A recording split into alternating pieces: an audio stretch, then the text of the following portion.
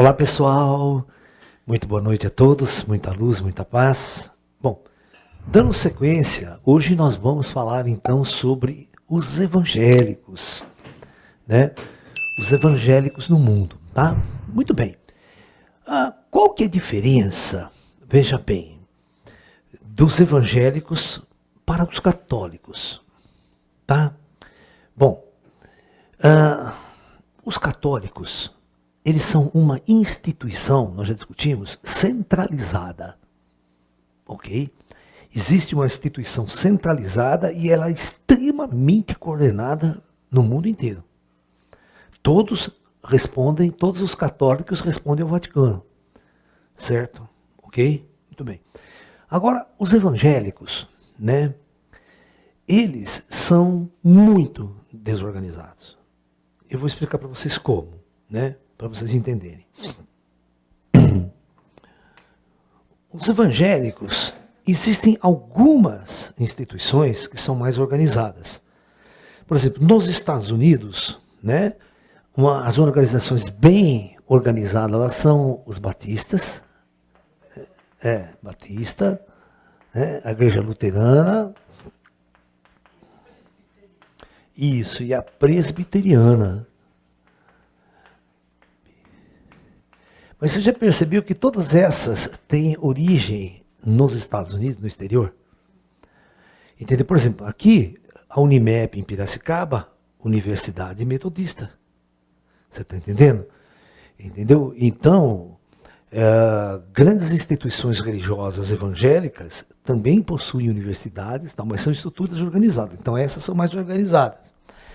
Agora, você chega numa cidade como Limeira, você tem trocentos evangélicos, e tem igrejas muito grandes, tem igreja que leva muitos fiéis. São totalmente independentes. É ela.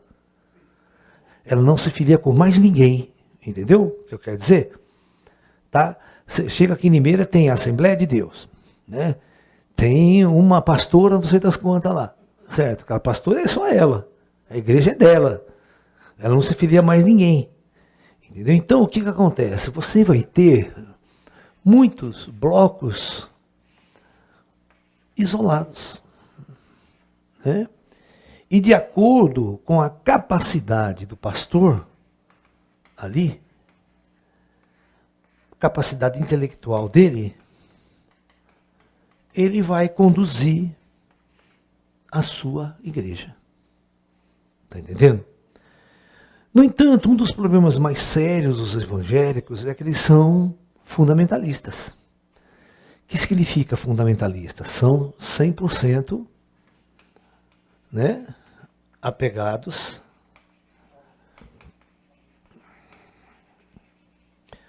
ao texto bíblico. Não é, por exemplo, eles não fazem uma interpretação assim, vamos supor, aberta da Bíblia. Certo? Uma interpretação que dá margem a você discutir, tentar pegar na época. O que você queria dizer? Não, eles são radicais para dizer, o que está ali é dentro, olho por olho, dente por dente. Sabe aquela coisa? Né? São aquelas igrejas fundamentalistas extremamente radicais. Por exemplo, tem igrejas, os testemunhos de Jeová, você não pode assistir televisão, você não pode ter televisão, não pode ter internet na sua casa, você não pode cortar o cabelo, sabe aquela coisa?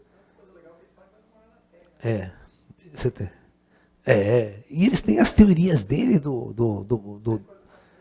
exatamente, e as teorias de quem serão salvos no juízo final, né? Eles têm toda uma crença na ressurreição do corpo, não da alma.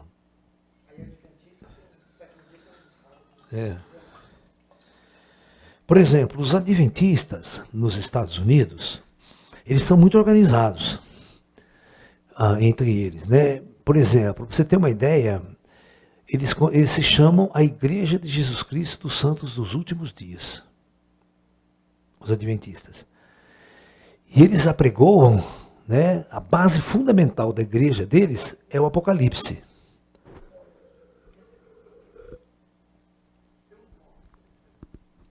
É os Mormons. Desculpe, eu falei errado, gente. É os Mormons, que é a Igreja de Jesus Cristo dos Santos dos Últimos Dias.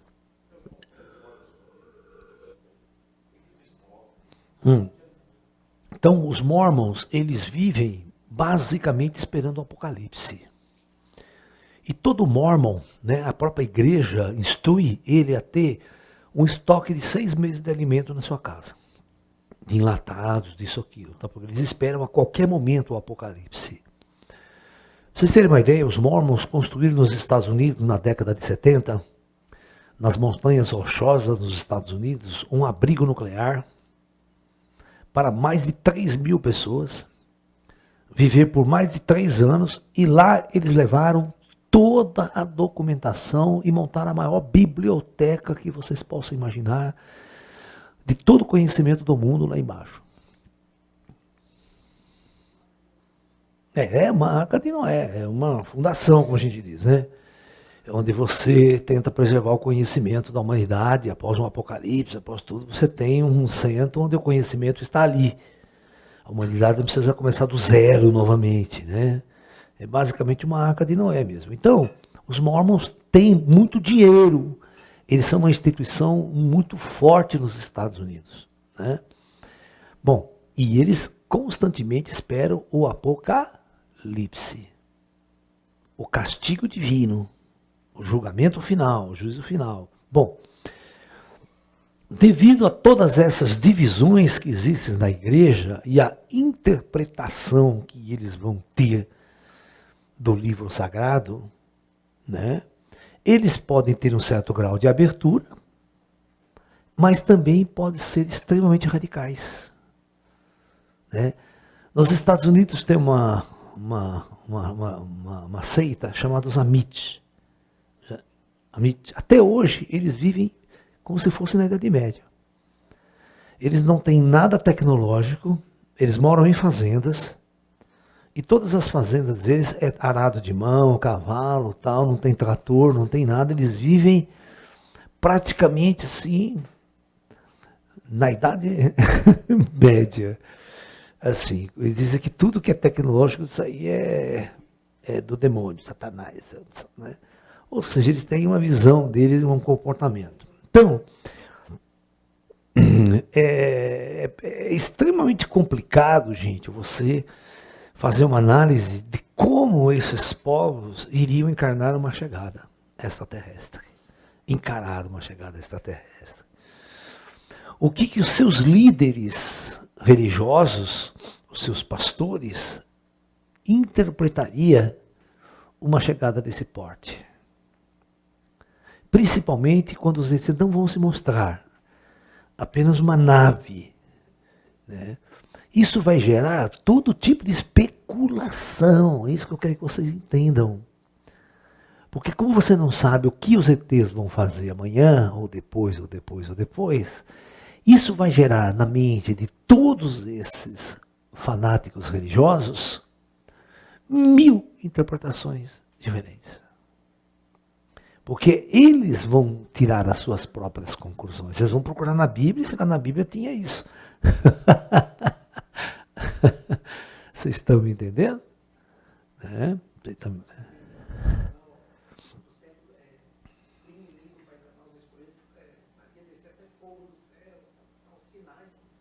É. Exatamente. Eles, devido a certas interpretações que tem na Bíblia, o pastor está falando aqui. Pastor, né? Tem vários pastores aqui, ex-crente. Então, estavam dizendo que existem textos na Bíblia que falam sobre que virão fogo do céu para enganar os escolhidos, né? Está no Apocalipse, tá? E que eles vão arrumar 1000 maneiras de olhar no texto sagrado lá e ver que é o demônio, o Satanás está chegando. Entendeu? Então, eu percebo assim que tanto, né, na ala muçulmana quanto na ala evangélica do mundo, existem bilhões de divisões. Não é uma coisa integrada como a Igreja Católica. A Igreja Católica, ela tem, como a gente viu, 2,6 bilhões, né? Bilhões de católicos no mundo. Então, mas você tem o Vaticano dita as regras, certo? E o Vaticano tem uma assessoria, tem uma assessoria muito bem organizada, de cientistas, e quando a coisa chegar, eles vão bolar um negócio e vão mandar para todas as igrejas, certo? Oi? 1,3 bilhões? Tá. E os evangélicos no mundo, quanto tem? Será que mistura? Não, evangélico é evangélico. É.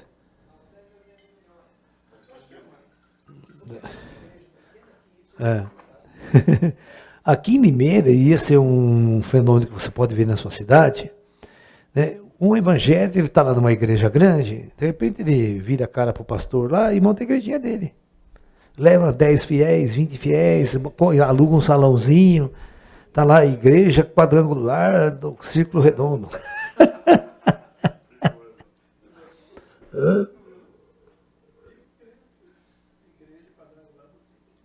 Em São Paulo, né, tem uma... Essa é uma brincadeira. Mas, por exemplo, existe um pessoal evangélico em São Paulo que chama Bola de Neve. Já ouviu falar? Então, o Bola de Neve foi fundada por ex-surfistas. Eram jovens que resolveram, né, parar de fumar maconha, né, e ficar de bola na praia, né, resolveram buscar Deus, né. Aí deu o que deu.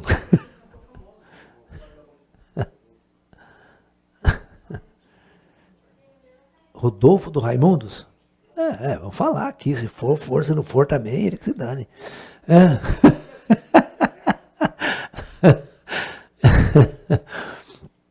Então, os evangélicos são muita subdivisão. Né? Então, você não pode criar uma percepção geral dos evangélicos, entende? Cada um vai interpretar de um jeito a coisa. É por isso que eu falei para vocês, e desde que eu comecei, que os católicos são os mais preparados. O que vão dar menos trabalho. Né? Porque o católico, ele não tem uma interpretação fundamentalista da Bíblia. Sabia? Ele tem uma interpretação mais teológica. E outra, é uma diferença muito grande dos pastores evangélicos. Eles estudam.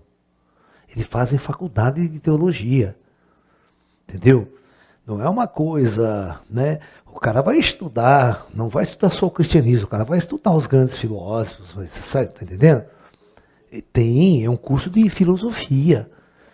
E depois teologia, né? Então, agora os evangélicos, não, eles só a Bíblia, só a Bíblia, só a Bíblia. Então eles não têm uma outra percepção da realidade de outros pontos de vista. Né? Então isso se torna fundamentalista. Né? Isso complica, né? Isso complica porque, né, quando a coisa começar a se revelar, os ETs começarem a falar, certamente vai contrariar todos os seus princípios. Eu sei, eu vejo, eu diálogo com os ETs, eu converso. Certo, é uma realidade que está aqui. Vida após a morte é uma realidade, reencarnação é uma realidade. A partir do momento que você não quer aceitar isso, porque a sua percepção de religião não permite isso, não tem isso, você vai ficar para trás. Vai haver uma discussão muito grande para você aceitar o ET. Porque o ET vem defendendo essa tese da reencarnação. Né? Mas é bastante complicado. O ser humano é muito primitivo. Né? O ser humano é muito primitivo, ele é muito arrogante, ele é muito... Né?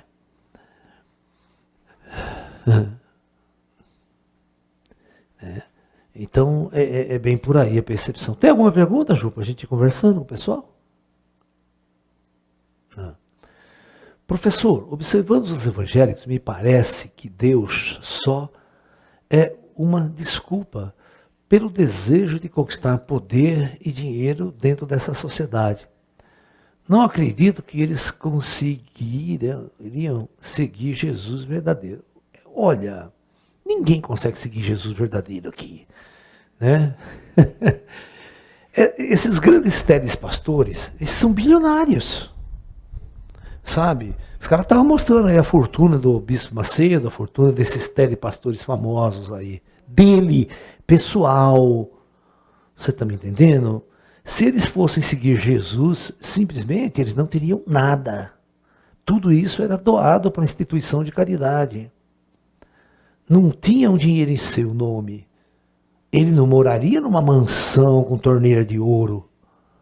com banheira de ouro, caga no ouro, sabe? Aquela coisa para dar descarga. Então é óbvio que existe muita fachada nessas grandes seitas religiosas. É muito interesse financeiro, é muita grana que rola. E aonde rola muita grana, não tem Deus ali. Tá? Não existe esse processo, né? As igrejas deveriam ser um centro de estudo. É só isso que a igreja deveria ser. Um centro de estudo e pesquisa. Não deveria rolar dinheiro apenas o suficiente para manter o prédio e manter essa congregação. Saca? Porque é como um clube, né? É como um clube. Os associados pagam uma mensalidade por mês e você tem piscina, você tem isso, você tem quadra, jogos, tem um monte de coisa. E você teria como se você estivesse pagando uma universidade, uma faculdade. Então você teria diariamente uma frequência, um estudo, uma pesquisa, um estudo teológico. Isso que as igrejas deveriam ser. A igreja católica ela peca muito para reunir o fiel uma vez por semana, 1 hora, fim de semana, domingo. O que você acha que isso é doutrinação? Que doutrinação é essa? Aqueles que realmente estudam são os caras que são subsidiados pelo povo, né? Quem paga comida? Quem paga funcionário para limpar toda aqueles prédios gigantes que a igreja tem? Os monastérios da igreja, né? É muito grande essa tradição. Então, é basicamente assim, né? Então, é óbvio que ao longo da história nós tivemos... A igreja católica mesmo, ela tem muita grana. Certo? Tem muita grana. As doações foram monstruosas ao longo da história para a igreja.